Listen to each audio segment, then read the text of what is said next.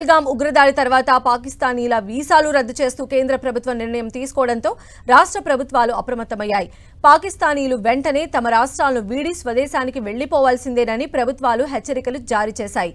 దీనిలో భాగంగా తెలంగాణ డీజీపీ జితేందర్ రాష్ట్రంలో ఉన్న పాకిస్తానీలు వెంటనే స్వదేశీ ఏర్పాట్లు చేసుకోవాలని సూచించారు.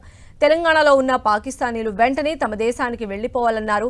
మెడికల్ వీసాల మీద ఉన్నవారికి ఏప్రిల్ 29 వరకు మాత్రమే గడువు ఉంది.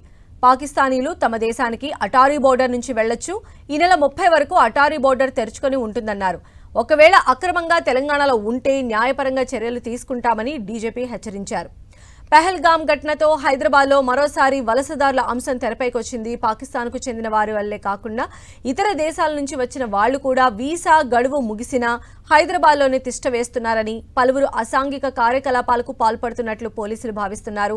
విదేశీ నుంచి హైదరాబాద్కు ఎంతో మంది వస్తూ ఉంటారు. బిజినెస్, విద్య, వైద్యం పేరుతో వీసాలు తీసుకుని హైదరాబాద్కు వస్తూ ఉంటారు. అయితే కొంతమంది వీసా గడువు ముగిసినా ఇక్కడే మకాం వేస్తున్నారు.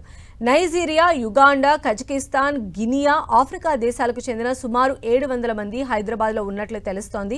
వీరితో పాటు మరో 70,000 మంది రోహింగ్యాలు కూడా వివిధ మార్గాల్లో హైదరాబాద్కు వచ్చున్నట్లు సమాచారం. ఇటీవల పలువురు బంగ్లాదేశ్ ముఠాను హైదరాబాద్ పోలీసులు పట్టుకున్నారు. పశ్చిమ బెంగాల్ మీదుగా అక్రమంగా దేశంలోకి ప్రవేశించిన బంగ్లాదేశీలు నగరంలో అసాంఘిక కార్యకలాపాలకు పాల్పడుతున్నట్లుగా గుర్తించారు.